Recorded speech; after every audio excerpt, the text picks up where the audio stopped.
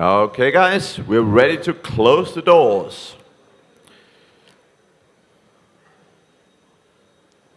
And hopefully the bell stops soon as well.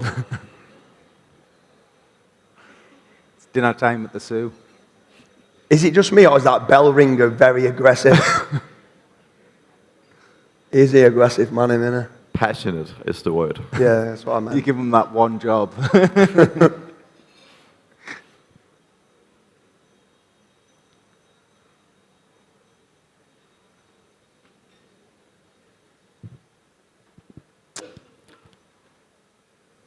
Okay, the bell is gone. Okay, guys, so a few of you don't know James or Karl. So just James, if you can kick off, just tell everyone 2 minutes about who are you and a little bit about the success you have had utilizing SEO. Yeah, so I would like to say, starting off with James from Manchester in the UK. I'm business first, SEO second. Leverage obviously SEO for a lot of the brands that I own. I do quite a lot of investment in different service-based SEO products and services that's out there on the internet. I own quite a lot of my own. I don't do any client work. It's mainly, apart from lead generation. So I'll build my own websites, rank the websites, then look to do lead generation to start with, then start to look then to rent those websites out. Okay, and Karl?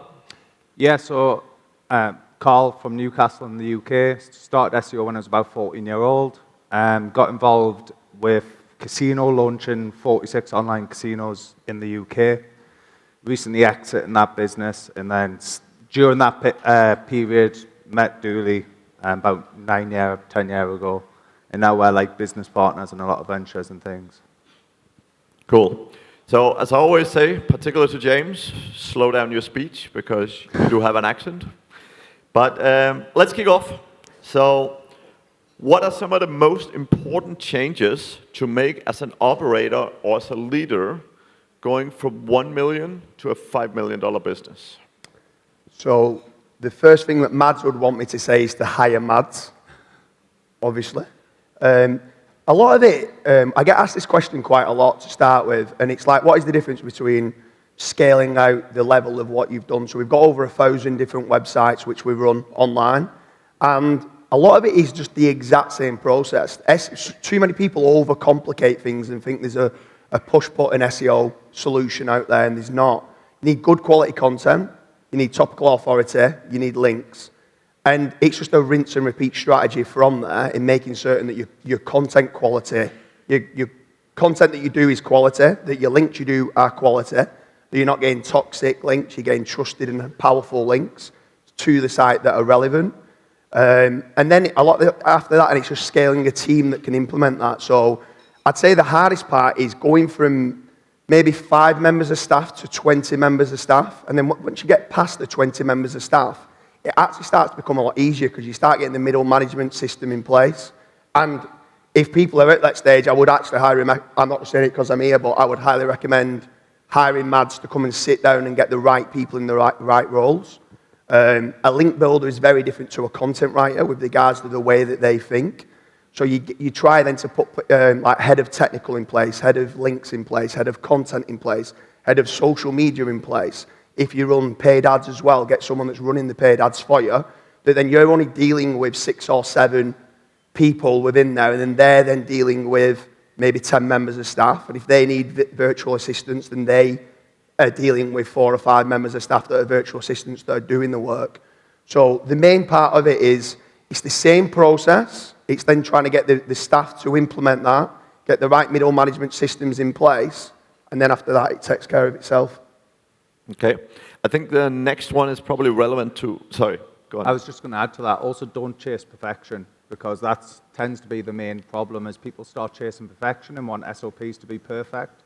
Now, yeah, the SOP can be great, but give someone the responsibility, a team member, the responsibility to renew that SOP and keep on top of it, obviously innovate with the SOP, and don't chase perfection at all. Just try to, allow them to do what they do.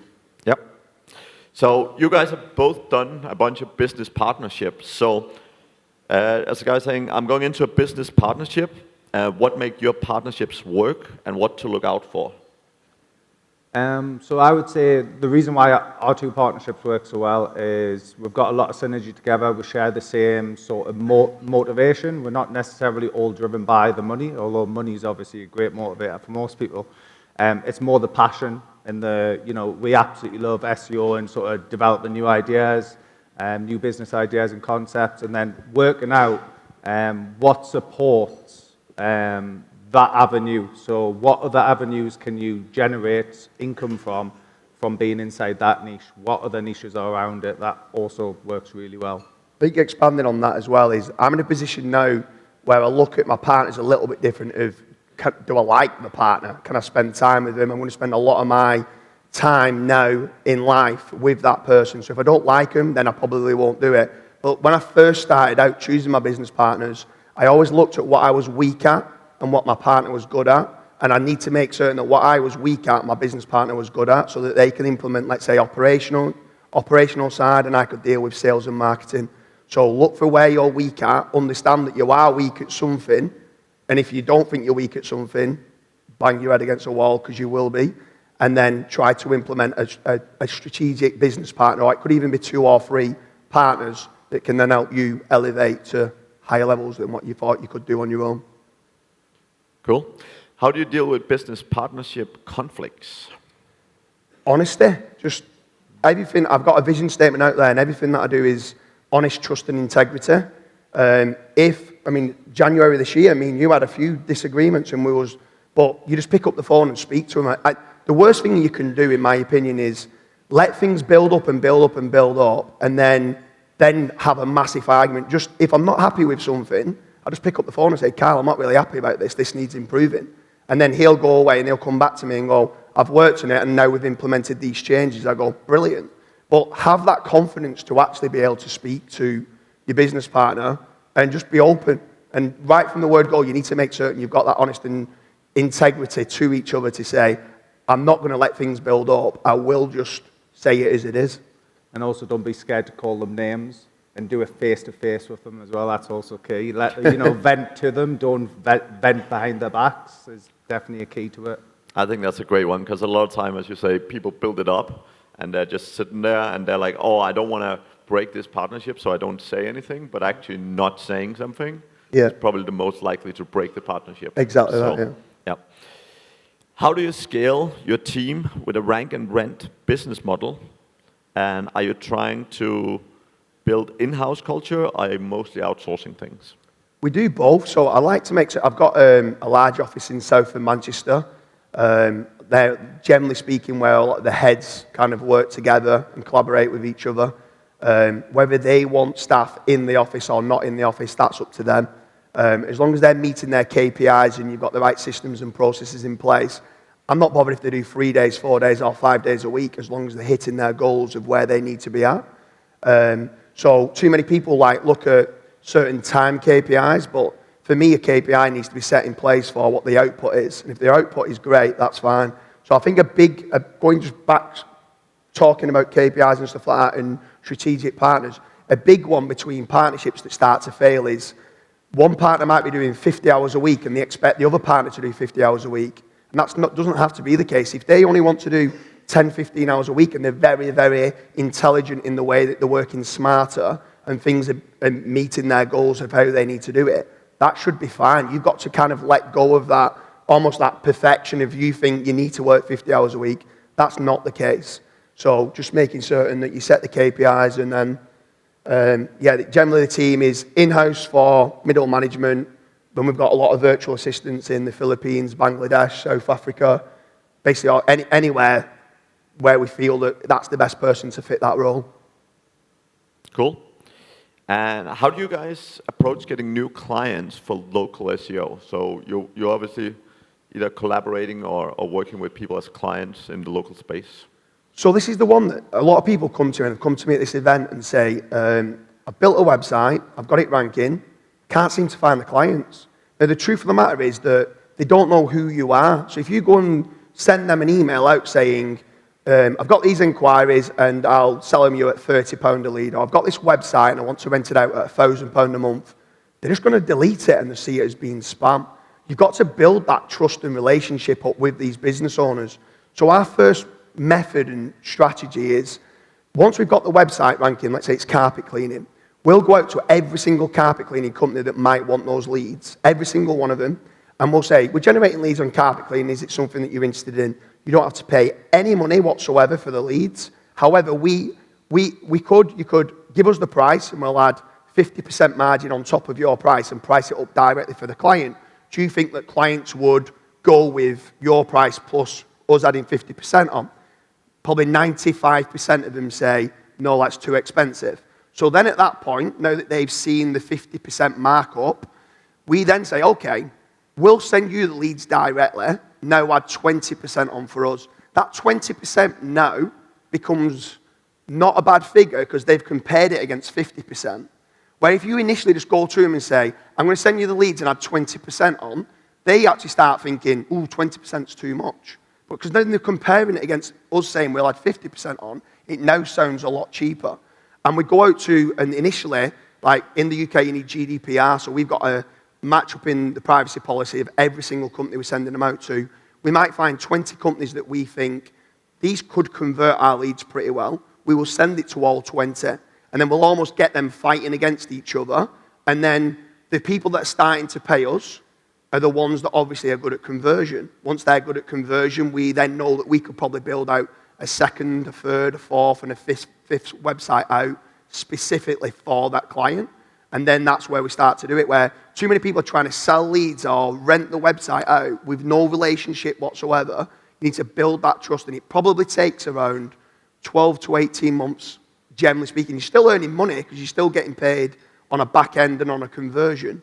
But that's kind of the model of what we did, because we had the same problem when sometimes you give leads away and they're still not interested or they've not rang the customer up and stuff like that.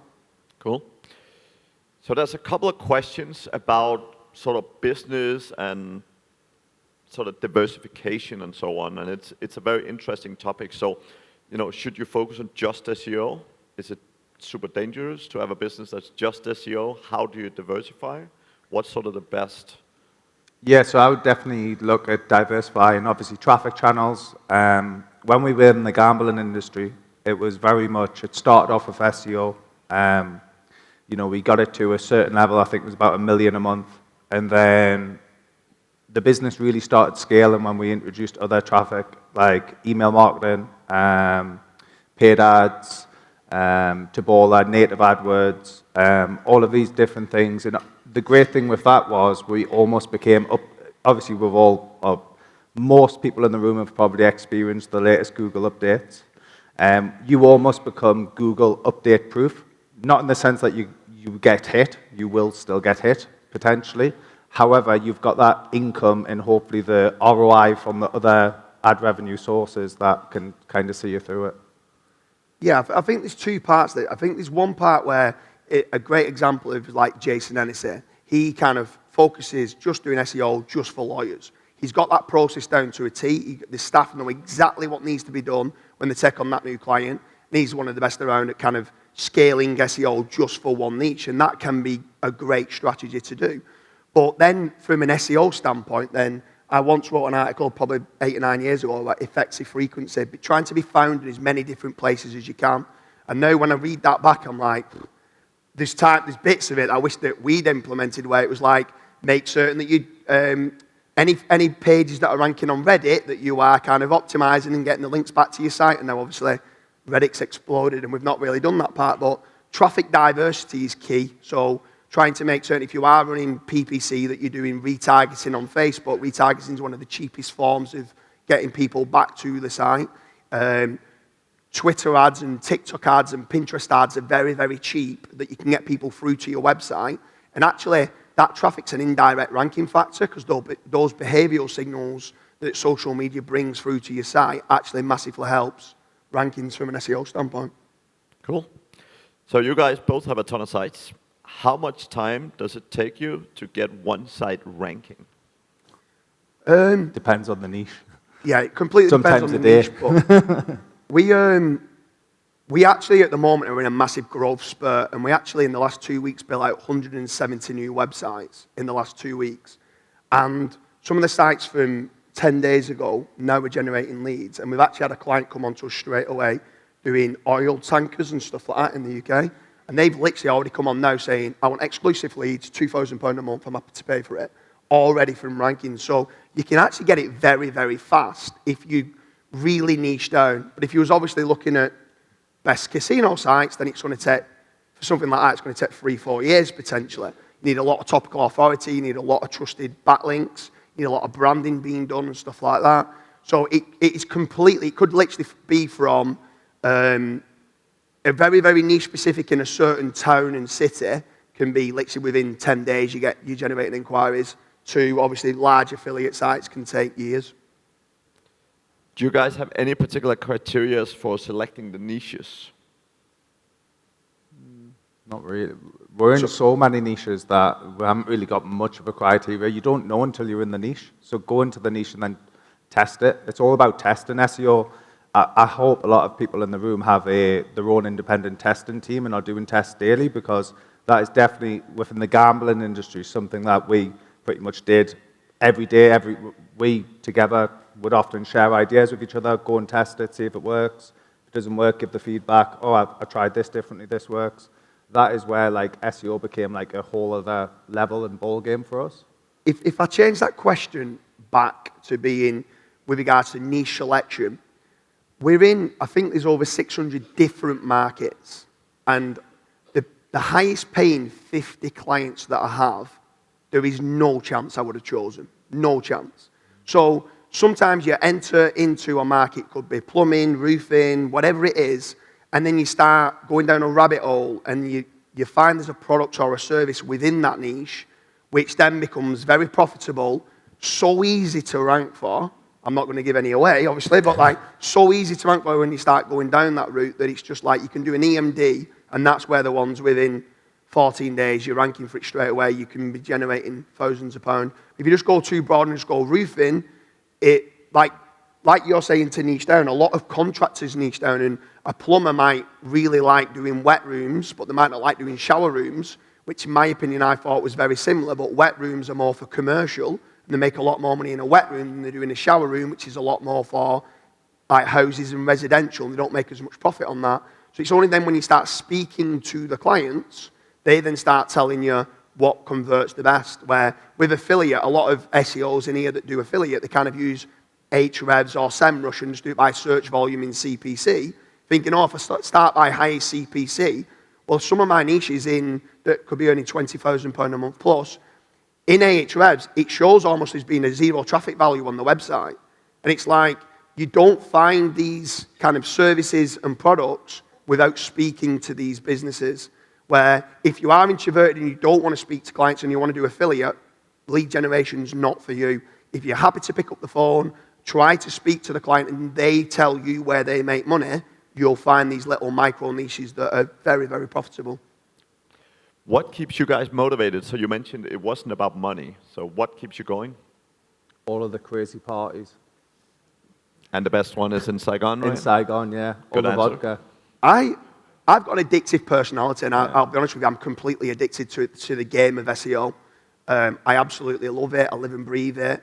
I've kind of moved away from now, like I've got 2 amazing kids and an amazing wife, but I want to try and be a good dad, but I also absolutely love SEO as well. So I try and change it from a work-life balance to a work-life integration. So a lot of the time now, a lot of the people that I work with, they come on holiday with us, they know my family, we go and do nice things together. A lot of these events, I love going to these events because, yeah, I do like partying. I have a good time partying with a lot of people in this room.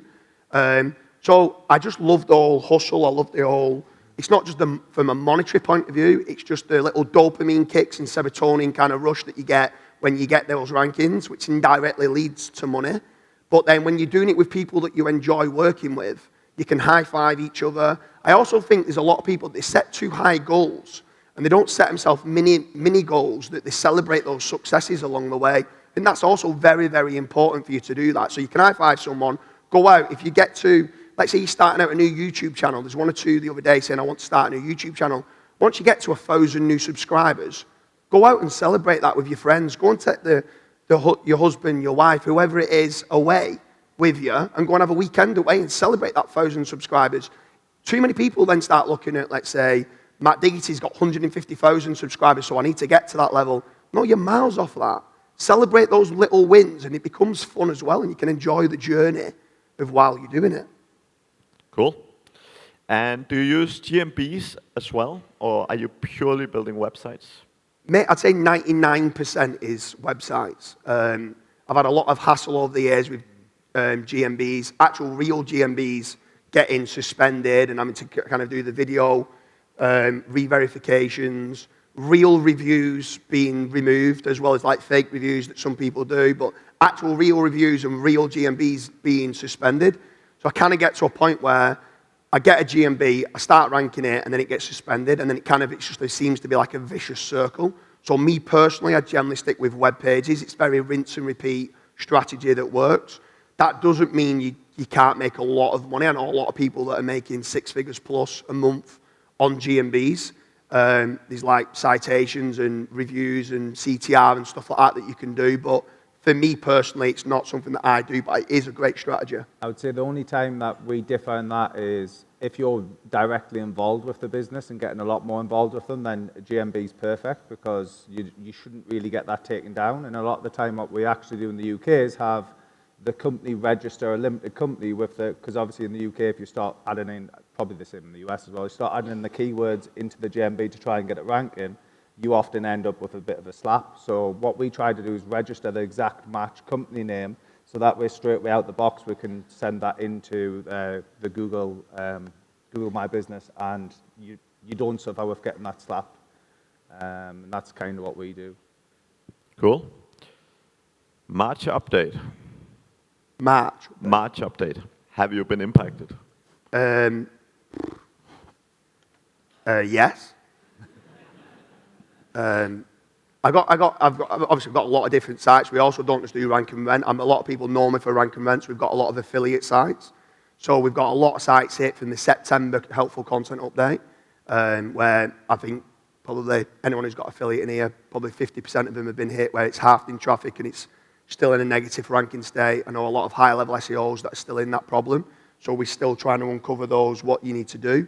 I don't really know many people that recovered from the September one. The March one, there's been a few personal attacks on some sites. I've had some personal manual action penalties on the sites that we're now looking to recover. What I would say, if anyone is building out sites, the biggest kind of tip that you need to take away if you've got a lot of different sites is decentralize everything that you do. Every single website that you build, treat almost like you would do as being a PBM, where you want a different Gmail setup, you want different hosting, you want different Cloudflare, everything. Decentralize it all, because if they don't like you for what you've said on one thing about, let's say, parasite SEO or AI content or building backlinks, they will come after everything. So anything that's got connections together, they'll come after. So yes, I've been massively impacted, but you've just got to roll up your sleeves and go again. That's why when I mentioned on the previous question, we've built out 170 new websites. That's because we want to know Google's give me a little bit of a clap, and now I'm going to go, well, I'm going to build 4 times more than what you've clapped. What he's neglecting to say is actually he's built 170 websites, and we're now professional cleaners. We no longer do SEO. We are a cleaning company now. Looks like it. Yeah. Do you guys also acquire other businesses as well? And if you do, what are the criteria? So the biggest one that I normally look at is I'll normally look at my profit and loss and stuff that I'm spending money on. Prime example, the way we first started doing the partnership, Karl was the founder of Searcharoo, which was a content and link building agency, and we were spending £80,000 a month on backlinks, like predominantly like guest posts and niche edits and stuff like that. So I was like, I'm not paying £80,000 a month anymore. I want ownership of that business. So he had a business partner called Tom Phillips. He was doing a lot of affiliate stuff. So I presented an offer to Tom Phillips to buy 50% of the business. It made sense just for me personally, because then I got a lot of stuff at a lot cheaper rates. So I'm always looking at that. I'm always looking to do, still to this day, I'm always looking for collaborations and seeing what can kind of work alongside what will help me with the sites that I have. We tend to approach it where we actually go, we get involved with the other business owners. We don't want to, or we haven't really done it where we buy the entire business and become that business, because again, we quite like working with partners and partnerships, and they're the experts in their niche. It's like what Dooley always says. He says you would never you would never say get a house and a house extension, and you wouldn't ask the plumber to build your roof. You'd ask the roofer to build the roof. It's the exact same terminology that we use in the business side is, if they have the expertise in that area, us entering that area, it's going to take us a long time to catch up to the competition if we are unaware of the business. On a more micro level as well, is that if you're looking to start out a new website, I'm a massive advocate of ODYS, but there's other link domain vendors. ODYS provide age domains that have got a decent backlink profile already. The minute you start by using an age domain, you've kind of got that head start over a brand new site because you've already got the DR40 or the DR50, whatever it is. As long as you're keeping the relevance of what it is, or you can also do 301s, but just line up the relevance as best you can. Don't go and get a butcher's website that's redirecting to a casino site because it won't work. But there's certain techniques and tactics that you can go onto expired domains and stuff like that can help you quickly fast track to where you need to be at. Okay. So earlier you talked a little bit about trust and building trust with clients first. Someone is asking, how do you actually do that? Like what's... So in your head, you've got to have first 12 months, you're not going to make money. You will do, but in your head, you've got to have, you're not going to make money. You send the leads out to them, and then in time what starts to happen is they start getting leads for what they do. So if they're a carpet cleaning, you're sending them carpet cleaning leads. The first couple that they might get through, they might go, I'm looking to have my rug cleaned in my front room. And they're like, these leads are terrible. But then the fifth lead might be a big hotel comes in and say, we've got a £15,000 budget and we need all of our rooms in the hotel being cleaned. Well, you bet your life on it, 10 minutes after they've got that inquiry, they ring you up and now they're going, how do we get more of those leads? And then you start building relationships. It's not me that speaks to them, but it's my sales team that starts speaking to them. And then they're then asking, how do I get more? And then you've now got them on the hook that they're wanting more. You then start saying, well, at the moment, you're not paying anything. If you start paying some money, we can build you a dedicated site out. And then from there, then you start building the trust. Okay. How do you guys approach and invest in SEO or the SEO industry in general? So like, do you invest in other companies? And what's your view? I mean, you mentioned a little bit with Searcharoo, getting into that, but have you got other things you're investing in? Yeah, so I invest in a lot of affiliate sites as well. I love a lot of my industries where we make money in is like local lead gen, very easy to rank, quite long tail, and you can get rankings within a few weeks. But I also then like making certain that I'm in some of the toughest markets with regards to finance, casino, and stuff like that, to make certain that my team are good. So I'll go and buy plenty of sites. There might be, I generally only try to work on, I want a deal. So where some of them might come to me and say, I've been hit with a website, I've got an unnatural links penalty, but we've got a brand that does disavows and gets people out of unnatural link penalties. So for that, some of them kind of start to become demoralized and don't want to pay the money to kind of get the disavow done and then start the momentum going back again with regards to new content, new links. And some of them just don't know. They start building up the sites up and they go too wide, or they build too many links and they get hit. So you see so many sites, bam, and then they don't know how to recover. So a lot of those come to us, and I wouldn't really say we buy in. A lot of them just say, look, we'll give you 30% of the website, and then we then do a collaboration with them, and we'll then fix the problems and then get it back going again. So the one that we did recently was obviously we're both in the gambling industry, and one that we did recently was a brand that has great social media presence, but when you go into Ahrefs and things, you're like, wow, for such a big social media following and they get loads of retweets and all of this, these guys absolutely suck at SEO. Yeah. And then we kind of stepped in and within a month purchased, I think, 35% or something of the business, and within a month we rolled out loads of SEO pages, and all of a sudden the traffic's just skyrocketing. And because it has that brand, it already has people searching for the brand on Google and things. It's kind of an approach we also use, is try to find businesses that have branded search, because we also feel that it's going to protect that business in the future from future updates. Yep. Okay. How do you knock off an existing EMD ranking?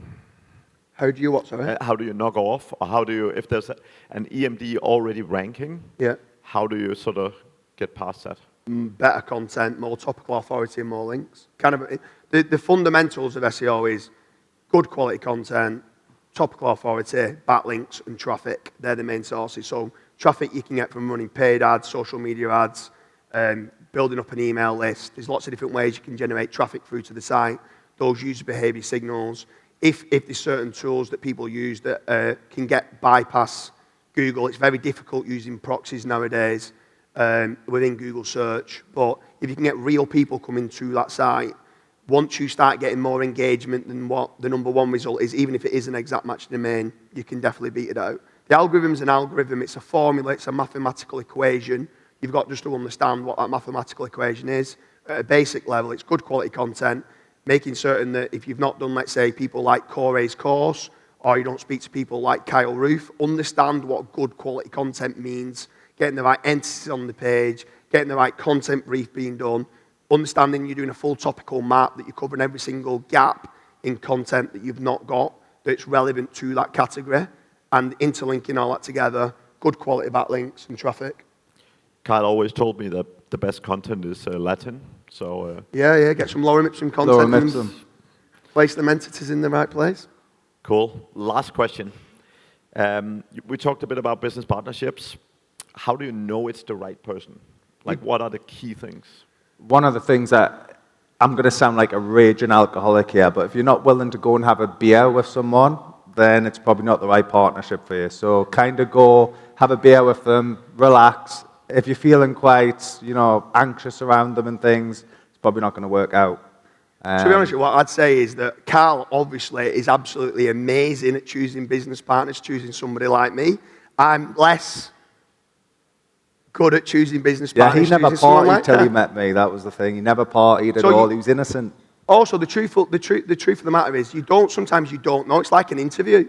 Like sometimes you can have an interview and you can think that they're brilliant, and when you actually start working together, and actually sometimes when business starts going well and money starts getting involved, people do change.